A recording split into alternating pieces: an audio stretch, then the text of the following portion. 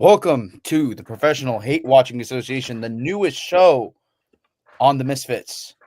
Now, my name is Ethan Galbraith. I'm here with Daniel Palmore and Tony Sinhaji. You can tell by Tony's pose that we have a lot to talk about, but a quick overview of what we have going on this evening. For those of you who may not know us, some of you may not. We are basketball talking heads, and by talking heads, I mean hate watchers. That's why we started a league for this. So we are here to give the most objective analysis possible of the NBA, especially in its most important time of the season. You know, objective has some giant air quotes on it, though. But let's get right into it. I want some brief intros from our two guys with us. We have a bigger team, obviously, but these are our two. It's the three of us for now. We'll start with Daniel. What you got?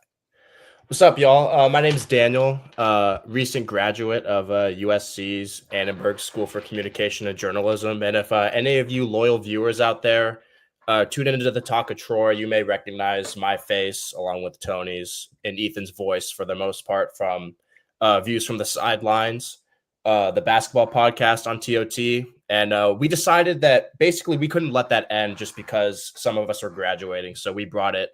And now we're doing it on Tha Misfits. So I'm excited to give some objective basketball analysis.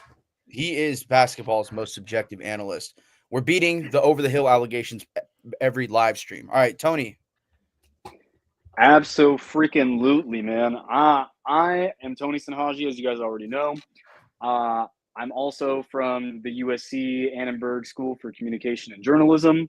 I'll be a rising senior this year after this summer. And yeah, like Daniel just said, I've worked with these guys before on previous podcasts and previous shows. So just excited to kind of keep talking about hoops and being objective.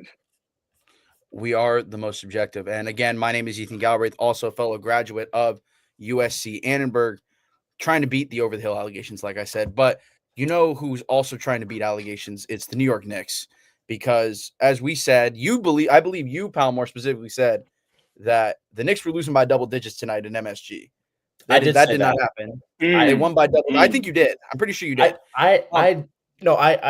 Here. Or do you still have more to say? I was just gonna say I could have sworn that's what you said. It's what you okay. Yeah. Out. If you're tossing it over to me, yes, I did say that. So we have a group chat with the rest of the hosts of us and Ethan and Ben in it too. And I honestly thought that this game had blowout written all over it, and it was a blowout, but I thought it was going to be the other way around. I thought the Pacers were honestly going to put the Knicks out of their misery because I looked at it like this. One, I think the Pacers are just the better team. And if you've watched the series through now 5 games, I think most people would come to that same conclusion. And I mean, Karl Anthony Towns gutted it out. Props to him. I haven't seen the final box score, so I don't know how many points he scored. But he's basically playing on one leg right now. And Jalen Brunson looks absolutely gassed, tired out of his mind. And so I just thought that tonight was going to be just too much for the Knicks. But I mean, they got the job done. And I guess it's good for us because it means more basketball. So yes, I was wrong. It doesn't happen very often. So when it happens, I'll come out and just say it. I was wrong. I had a take that was not correct. It happens every now and then. I mean, in my opinion, all you were doing was doubling down on your previous take. Mind you, for context, everybody, he did say back in April that the Pacers were the dark horse, although he did only say that they were going to make the Eastern Conference Finals. Yeah. He didn't say nothing about the NBA Finals, but yeah, because I thought they would play this. I thought they would play the Celtics and then lose to the Celtics, but that obviously didn't happen. And here we are. But you're playing. Tony, what was your takeaway from today? Be the better team, theoretically. Did you feel those stats, Tony? Of course, I always do. Here's the thing: even though Jason Tatum, bless his heart, tore his Achilles in Game 6, the Celtics were still down in that fourth quarter with 3 minutes left to go, and the Knicks just showed that they were the better team that series.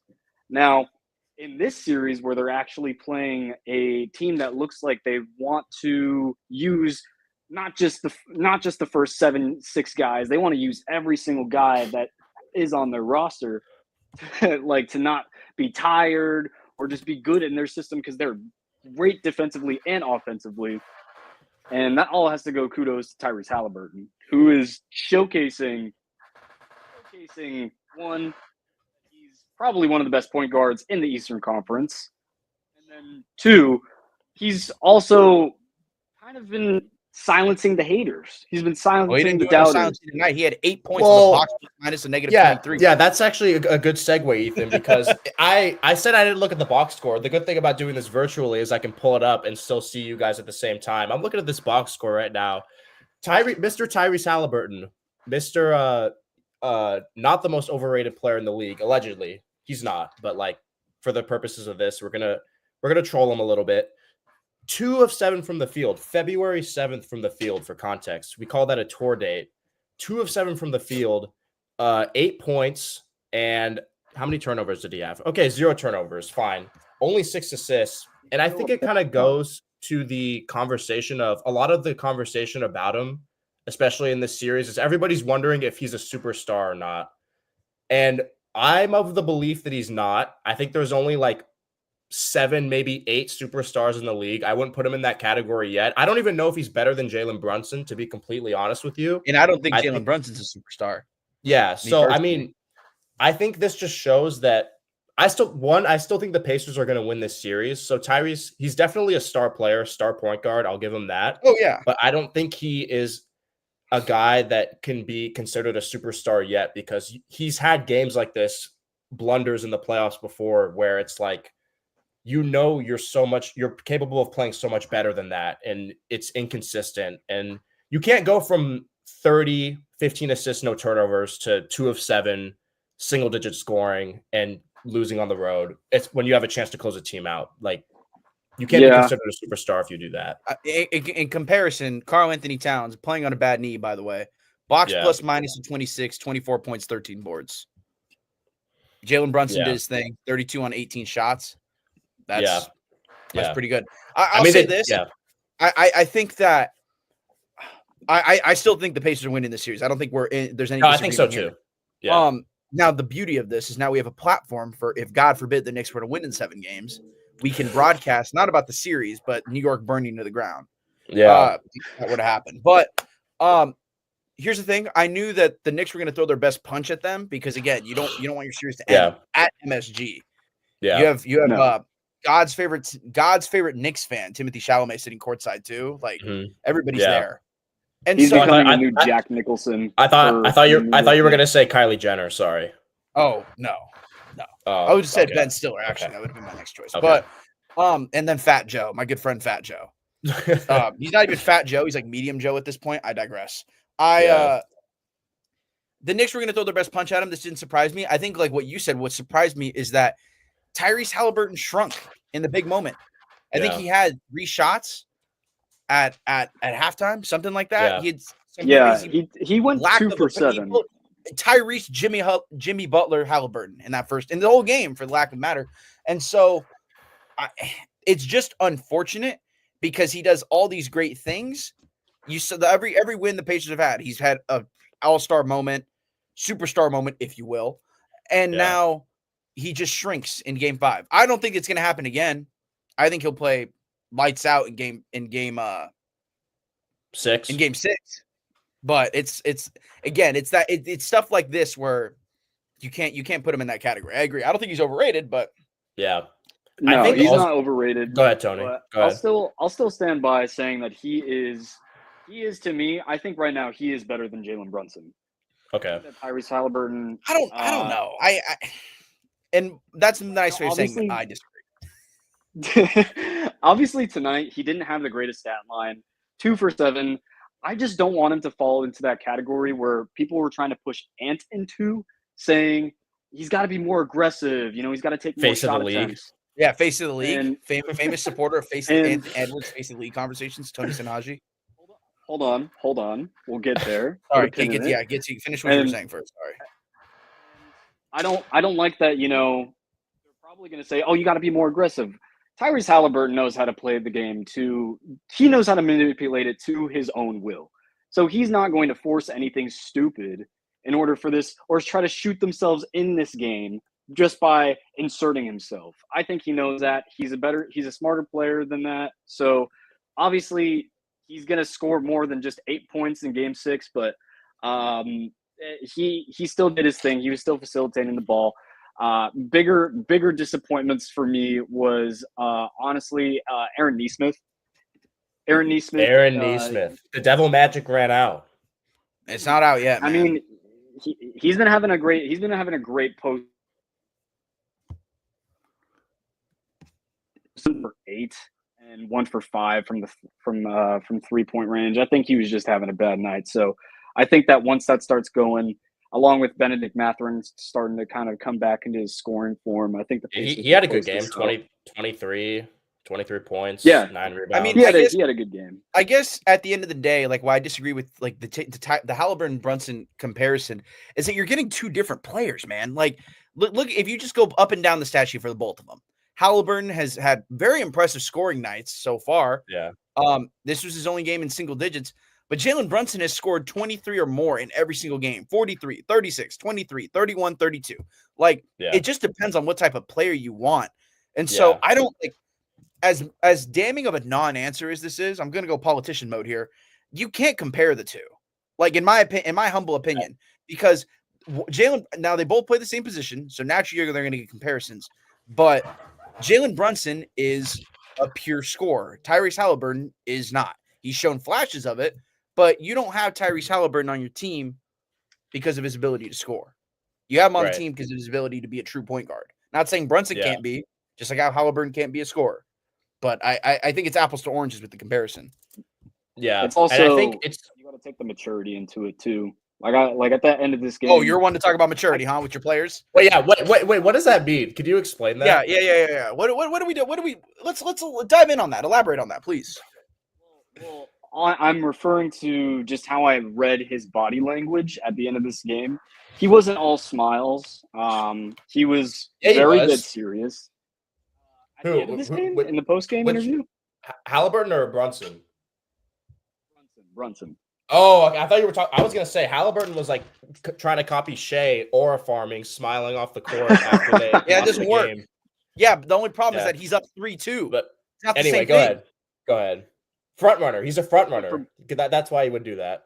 But anyway, I digress. The thing that I will give Jalen Brunson credit to is his maturity and his mindset about this series. I think that when I saw him at the end of this game, it didn't even look like that he was paying attention to the reporters' questions. It looked like he was just thinking about game six, one game at a time. And I'll say that if the Pacers lose their footing in this game 6, which I think that they won't, but if they do, like what LeBron said. Hey, Palmer, if the Knicks can force a game 7, you think Kamiar comes out of hiding? He might. He honestly might. I haven't heard from him in a while. I haven't heard from him since they beat the Celtics. And I mean, just the TNT guys were talking about it after the game, and it's not like some earth-shattering take, but obviously all the pressure is like tonight. All the pressure was on the Knicks because if they lose, then their season's over. But all the pressure is back on the Pacers now because the Knicks, for whatever reason, are a better road playoff team than they are a home playoff team. We saw. Even in the first round, again, they split the 2 games against the Pistons, but then they took both games in Detroit. Last round, they beat Boston twice on the road. And then this series, they've won in Indiana once. And then I think in this series, only won in New York once. Yeah, and that's the only game. Game 3 was the only game that the road team won in the series, and the Knicks won. So, I mean, I think the Knicks are going to come out and give it their best shot. I mean, either the Pacers lock in and blow them out, or it's a close game and the Knicks win, and then we're going back to MSG for Game 7. And if it's a Game 7, then like all bets are off. Like I'm just gonna sit back and enjoy, get my popcorn. I don't even know if I'll get a prediction. Dude, Game 7 at the Garden, it literally doesn't get better than that. For a trip to the NBA Finals on the line. Like Adam Silver wants that. So you know, Adam been to the finals in this century. Yeah. Adam Silver wants that so badly. The NBA, the fan in me kind of wants that because I think that has the potential, which is crazy because it's a team from Indianapolis, Indiana that's involved. But I think that has the potential to be the ratings. X not here, but we're talking about the ratings again. Adam Silver's shivering at a Oklahoma City, Indianapolis, Indiana finals. I'm giving it the same energy as the Talking Heads gave Nuggets Heat because the dude, you know what's so funny? I really liked what you said when you mentioned that in the group chat because I really don't think that's like comparable at all. Obviously, you're gonna give that same energy because it's like people are gonna be still trolling and just saying, "Oh, this series garbage" because it's not Lakers Celtics every year. But I'm the sorry. Nuggets Heat might be the worst finals in like the last 20 years. Why? Like, I'm sorry. Like that It finals was. was just god awful. Like the Heat being in the finals was not good for basketball. And we've had this If the discussion Thunder before. if the Thunder beat the Pacers in 5 games, is that not a horrible series too? It depends on what No, are they a because close you're 5 getting games or is it like similar or is plays. it like okay, you have to contextualize it. You have to put context on it. Is it like a close like 5-game gentleman's sweep where the Pacers just get one blowout win at home, or is every game going to be close that comes down to the wire? Because like not all 5-game gentleman's sweeps are created equal. So This is true. This is true. No, But, okay. I'm gonna say no. Like on paper, I think Thunder Pacers is much better than Heat Nuggets because I think Unfortunately, that you're probably 2023 right. series I think was a complete mismatch. I don't think it would be a complete mismatch between those two teams. You're 100% right. I actually would be surprised if it was a blowout in any facet. However, these two teams are located in the middle of nowhere. So I'm going to still I'm gonna be pro big market and I'm gonna just be a hater. If the Heat had aura and oh my god, like swagger, then that series would have been better. But they had passive Jimmy had Butler Macklemore because shooting threes. if Jimmy Butler's not playing the Milwaukee Bucks in the playoffs, he doesn't care. He's gonna go out and shoot like 8 shots and just not try at all. That actually, but we got to move on. But before we do, I was just thinking about when the Wolves eliminated the Warriors. There was a comment on one of the NBC Bay Area posts about the Warriors season being over, and one of the top comments was Jimmy Butler. I don't know how to feel about you. I really think that sums up the Warriors Jimmy Butler experience. So up to this point, but I don't know. I'm giving it the same energy. But let's talk about the team. Hold on, mind you, let's talk about the team that's already punched their ticket to the NBA Finals. That's the Oklahoma City Thunder, who just took down the Minnesota Timberwolves in honestly a pretty embarrassing fashion. I have a lot to say about fashion. Last night in Oklahoma City. What's your takeaway from this? Either of you, what you got? Go ahead, Tony. Oh man, your face of the league got walked out of the building again. First of all, that ain't no face of the league. Why are we talking all of a sudden this hate about Anthony Edwards? Like he just got swept in the first round. You were pushing face of the league this whole playoffs. Okay, but now people are suddenly comparing him to Damian effing Lillard. Like, what are we doing? Who did that? Wait, in terms of what? In terms of what? In terms of like playoff comparison, like people are already saying like oh yeah, like a playoff choker, like that kind of comparison. Just be like he's gonna only go to the Western Conference Finals, you know what? Bro, he went to 2 Western Conference Finals last 2 years in a row. After in his first 5 years in the league, he's been in the postseason. Or first 4 years in the league, he's been in the postseason.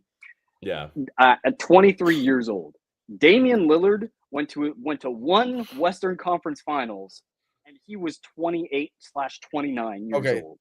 All right, I'm establishing a new rule here. We're talking about the winners first. Yeah. Okay. Fair enough. Here's my thing. Well, I'm gonna get to Anthony Edwards in a minute. Don't worry. I just put a pin in that. It's on my wall right here. Let me talk about this. So the Thunder, I think, are just. I'm gonna be honest with you. I was a casual Thunder supporter. I didn't know if they had it in them. I really did. I was a hater. I was like, they're going out in the second round. They're not. I thought the Clippers were going to beat them in the second round. I thought they were going to lose to the Clippers. That was my initial prediction. No, but that's not who they. I guess, mind you, the Nuggets took him to 7.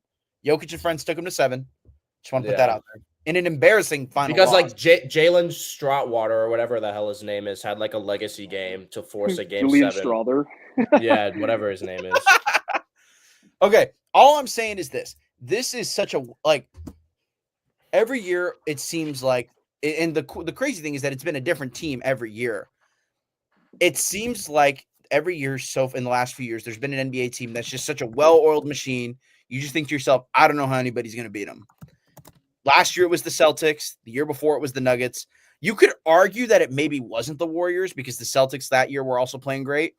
The year before that it was Milwaukee. Like, I don't know. We joke about the Knicks coming back from down 3-1 or the Pacers walking them out of the building in 2 nights. I don't know if either of these teams can beat the Thunder. Like, it's just such a well-oiled machine. That's the thing, man. This Thunder team, like, obviously, like, people knew about how great it was when they won 68 games and they've I had one of the didn't. best Apparently I didn't. ratings. I'm getting enlightened during these playoffs. Listen, man. I think, like I said a while ago, that the Thunder are going to win it all. Okay. Their defense is literally insane. Like, they have them having not just 2 guys that, you know, are like, you know, defensively, like all pro defensively, like, you know, some other contending teams have. They literally have, like, damn near, I say, every single player that is actively playing on the floor is great defensively. Yeah. I'm not really thinking too hard about Case and Wallace being poorly on the defensive side, because I don't think he is. My good friend Isaiah Joe. Aaron Wiggins. Aaron Wiggins.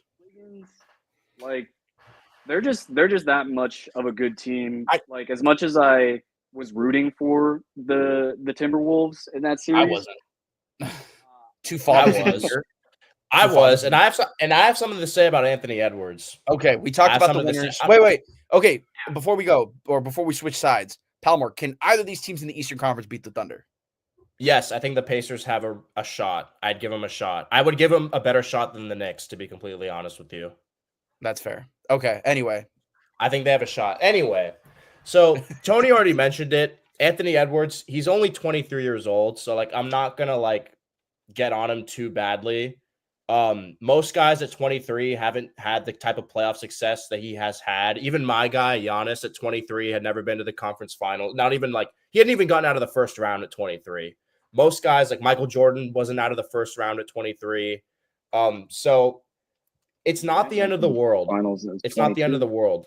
The face of the league talk, I think that's mostly perpetrated by the media. He said multiple times, I don't want to be the face of the league. I don't play to be the face of the league. So I'm not even going to focus on that. Whatever. Yeah. My thing is this. The Timberwolves lost this series in game 4 when they had a chance to tie the series at 2-2. And Chet, SGA, and Jalen Williams combined for 95 points, and that game was still within striking distance at the end. They lost by 2 points, even though the 3 of them combined almost gave OKC 100 points.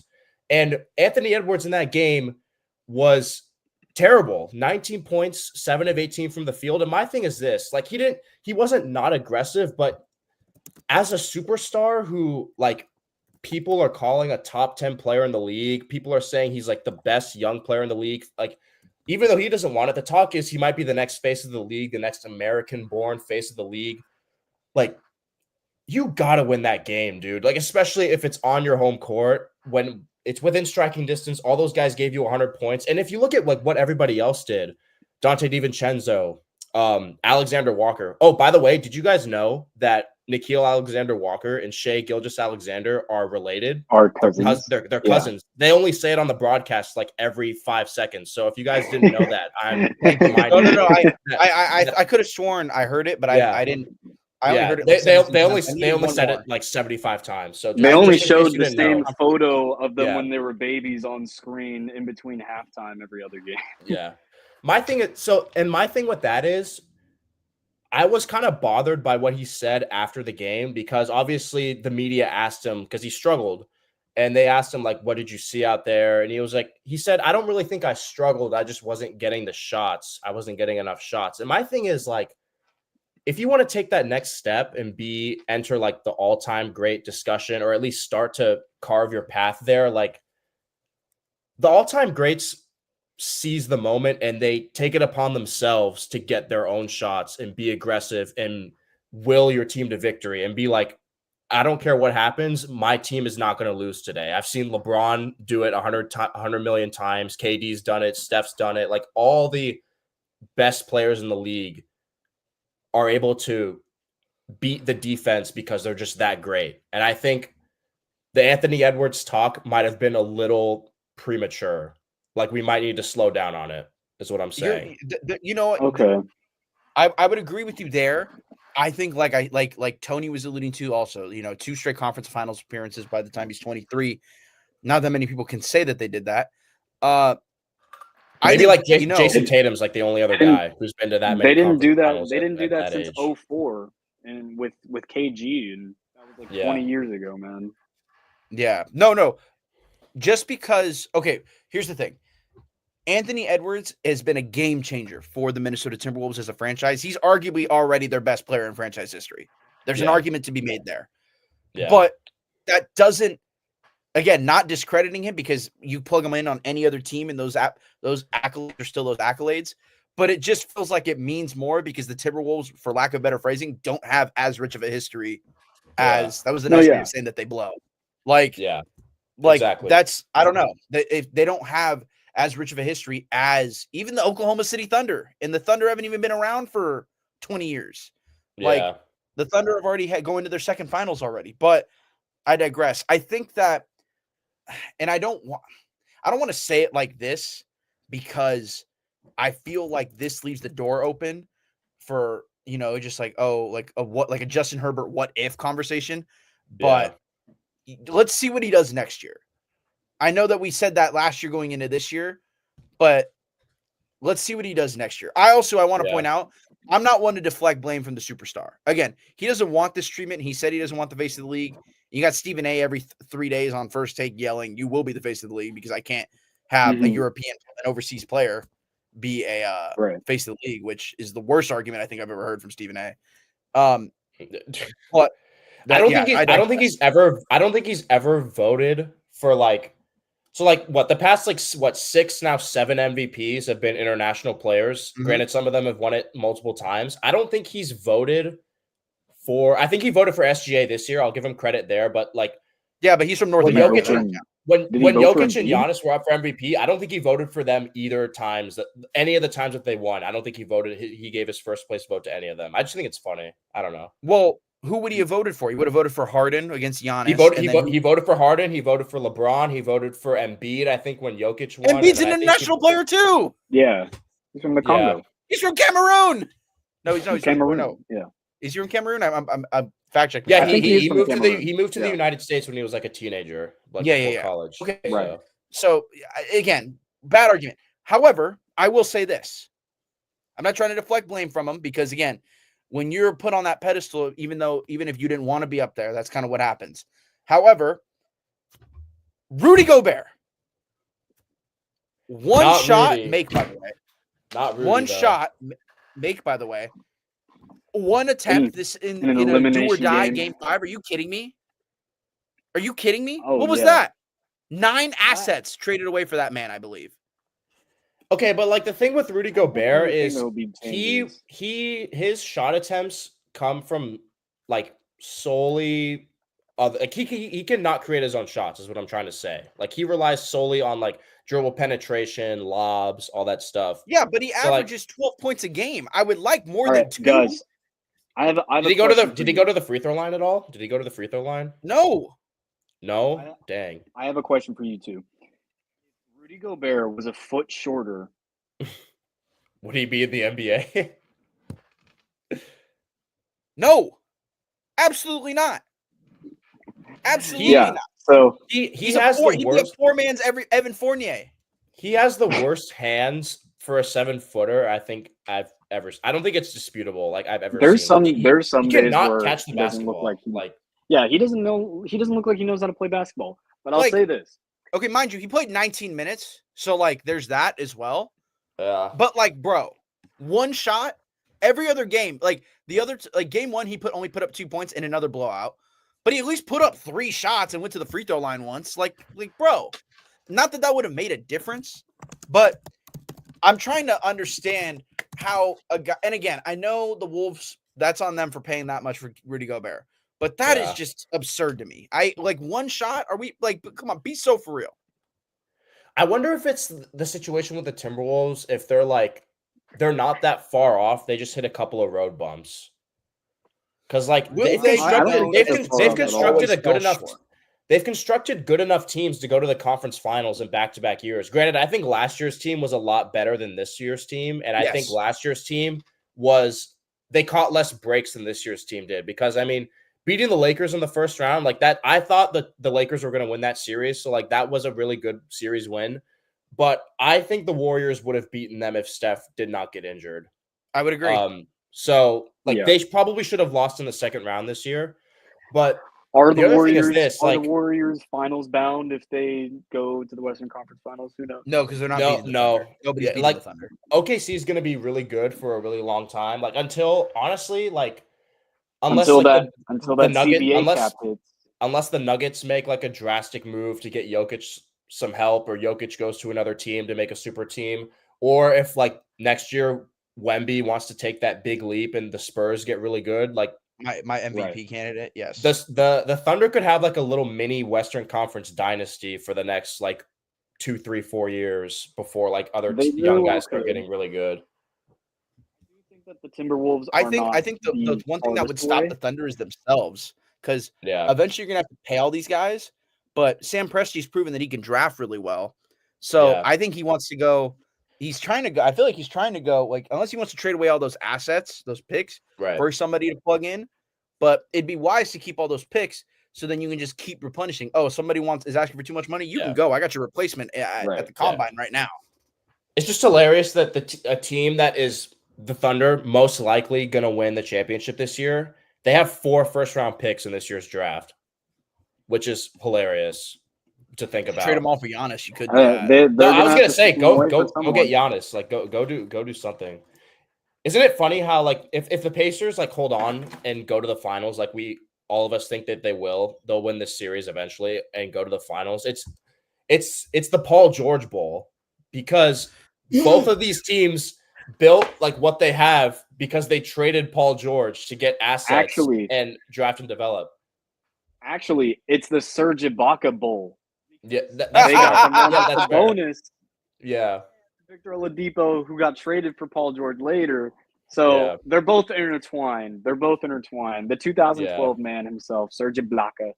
But I'll Yeah. say this before we kind of close on the Timberwolves. We were talking about Game 4 earlier, and I wanted to talk about Anthony Edwards' game was actually not as bad as much of a disappointment Julius Randle was. And not to throw shade all at Julius Randle, because I think he had a fantastic first round and second round. But I think that third round series, you can look it up. Oh, like he averaged 21. He didn't do that bad. That first game, he had like shooting numbers, 15 or whatever in the first half. And then in the garbage time minutes that the Thunder won, he had 8 points. And in this Game 4, he had, in a do-or-die situation, he had 5 points, 1 for 7 shooting, 0 for 3 from 3. And I don't know how many times I don't even think I have enough appendages on my hands and my feet to count how many times on defense Julius Randle would just roll his eyes and just kind of watch his offensive player that he's guarding just get away from him. Stop trying to go play on transition. I think that He doesn't as have a much very as the good blame- attitude when things aren't going well. I mean, that's for sure. there is some validity to the defensive argument that you bring up, but like we have this joke, famous playoff riser Julius Randle. You don't like that first and second round series was honestly impressive. I didn't think he was going to be able to keep it going, but the devil magic ran out on his end. Yeah. Again, though, Ant Edwards, and you want to talk about Game 4, 41 minutes, 16 Yeah. points. Like this is your number one guy. Like I don't need 30 shots like what Shea took in Game 4, 14 free throws by the way, or even You know 24 what? shots. They were, But I'd like to push. I'd like to get to 20, please. You also have to think though, the didn't shoot Lakers. well, but he this was a 2-point loss. Yeah, Well, what if like, he takes one more shot? He might make it. Maybe one less Julius Randle shot and one more Ant shot maybe wins this game. Just saying. The Lakers and Warriors also didn't really have the personnel to match with them either, because both of those teams are very small. So I think a lot of his success in those first two You calling rounds, him Mickey Mouse performances? like a little bit, like a lot of his success from those first two rounds was predicated on the fact that he was able to take advantage of the fact that the Lakers had no big men. The Warriors don't really have any big men. but I thought And then- Draymond was. And then when he runs into the Thunder, who have Hartenstein is a really big and strong big guy. Chet, really good rim, not really that big, but he's a big body that can match up with Julius Randle, and like he's lengthy, so he can give him problems like around the rim. So like it's just a bad matchup for Julius Randle because the Thunder they have bigs who can box with him. It was pretty damn frustrating to watch Julius Randle try to back down like Alex Caruso and then just spin into an Hartenstein or Lou Dort, thinking that it's going to work the same way. The torture chamber. The torture chamber. Yeah, like you saw that man Alex Caruso almost damn near died on that island with Jokic and still probably locked him up. Like backing down Alex Caruso is not that guy, man. I don't know what else to tell you. Don't the Niners need a running back? They should hit up Lou Dort. Dude. No, we're hitting up Desmond Bain. We need Desmond Bain. Go play tight end for me, bro. Yeah. Before we go, we got one more thing. Obviously, speaking of the Thunder Wolves series, Shea was awarded MVP. Sorry, Freudian slip. Was awarded MVP, which I know Stephen A. woke up in a night terror that next day because international player and all that. I know we talked a lot about. I wish Eck was here, but I know we talked a lot about going back and forth between him and Jokic. Are we satisfied with this or what? I think Jokic should have won MVP this year because I just don't know what the criteria is. I don't know what it is. Is it best player on the best team, or is it the guy who's most valuable to his team on and off the court, on off metrics, like whatever it is? Because it changes every year. Mm-hmm. But I would have given it to Jokic this year just because first, a center who averaged a triple-double. Like Jokic is literally like the modern day version of Wilt Chamberlain from a statistical standpoint. The numbers that he puts up are absolutely insane. Like you can't even do the stuff he does in 2K. Sometimes that's how insane his stats are. And I mean, even though it's a regular season award, he's gonna be the guy who is gonna end up coming the closest to knocking the Thunder off because he took them to 7 games. They beat the Timberwolves easily. I don't even really remember that they played the Grizzlies in the first round. Like that series was just like not even that should have been like a mercy series. Like after that 3 games, was AI generated. They should have ended that. But like the Thunder struggled the most and almost lost to the Nuggets in round 2. And in game 4 of that series, the Nuggets were up by like 13 going into the fourth quarter, had a good chance to go up 3-1. I think Jokic was my MVP this year, regular season and postseason. Tony, what do you think? But I'm not dissatisfied that Shea won it though. Like he led the league. He led the league in scoring, and the Thunder won damn near 70 games. So it's not like he was also very. I also think that probably most people are happy that somebody else won it. Here's my 2 cents about it. That matchup in the second round, I think, perfectly exemplified this MVP race. You have Jokic, who is literally a demigod on the court, who I think showcased how important he is to his team. But then you also have Shai Gilgeous-Alexander, who not only is the leader of his team, but he is showcasing that he is probably one of the most prolific scorers of all time. When it's all said and done, who even knows? He might be in that conversation for, the James Hardens. I won't say the Kevin Durant's, but maybe one day, since people are already going to call him the greatest Thunder player of all time. Has KD had a season where he averaged damn near 33 points a game? What's his highest average? I think it was 32, right? Season it was 32. I think SGA was 32.7 this year. I think KD was right there, though. I think he was like 32.5 or something. Okay. Yeah. Y'all rocking Anyway, with continue, Tony. the with NBA Twitter's nickname for SGA? The streets are calling him FTA. FTA, yeah, I saw that. Yeah. Heard that. I have not heard that. I'll say this. My mentality is definitely again, it's a regular season award, but seeing that he's still able to get his points and get such high volume efficiency in the playoffs, where theoretically you should be getting less tic-tac foul calls. Interpret whether or not you think that that's actually been happening, but I'd be hypocritical if I move the goalposts again. However, I do stick to this. It's not even something for me on what I think is true or not, but I just leave people with this question: what do you think is more valuable? A player who, again, so like they're both great players. We're not saying like the stat lines are great. All the box scores prove that these are the two best players in basketball, probably. Yeah. And so at this point, it comes down to which do you think is more valuable? A player who takes a team that without him would be horrible and makes him into a really good team, or a player that takes a team that without him would be really good into a legendary team, one of the best teams in the last decade.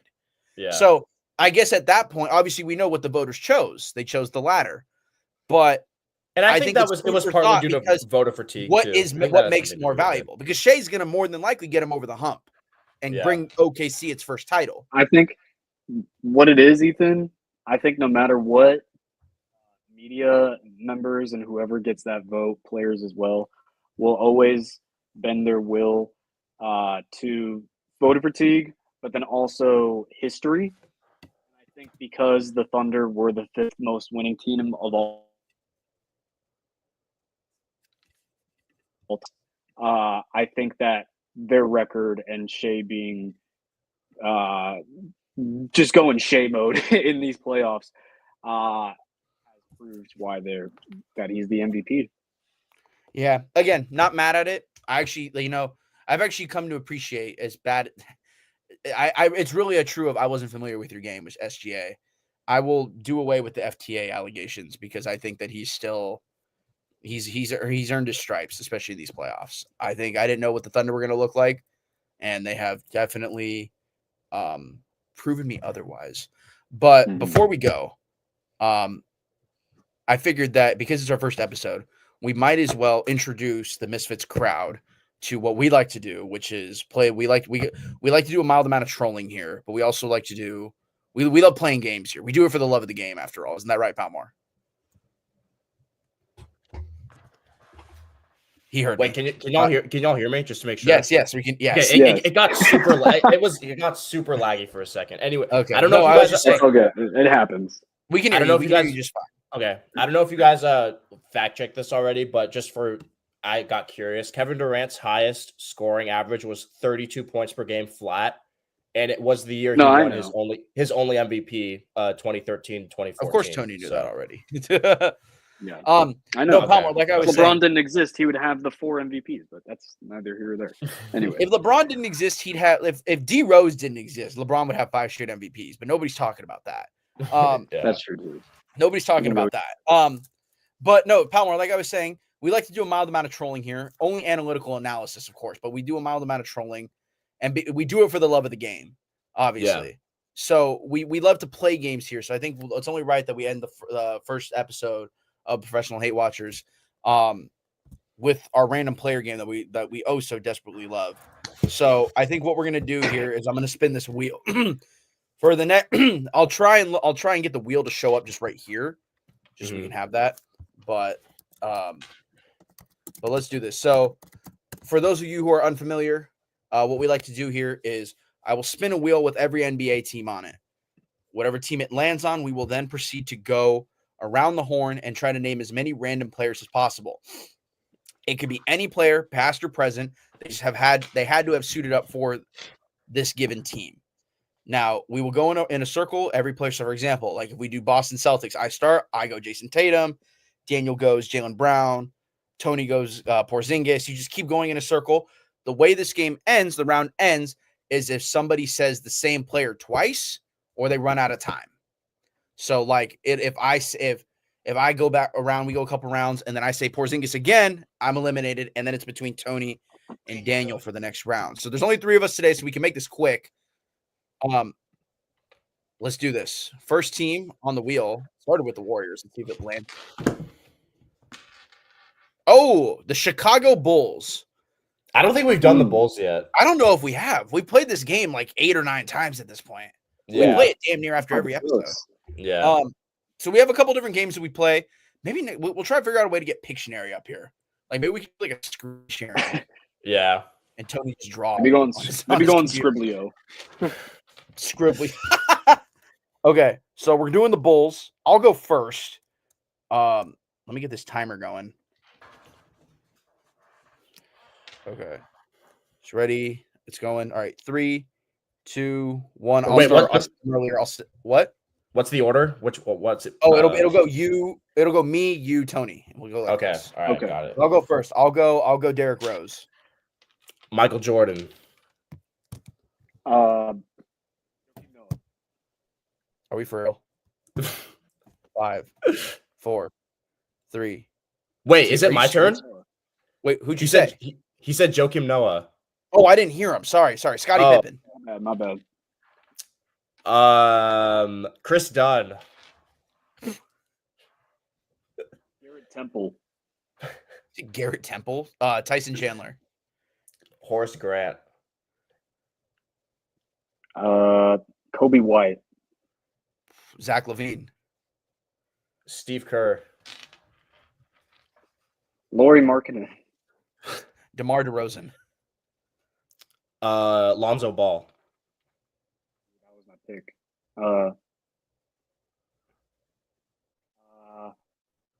4, 3, Scottie Pippen.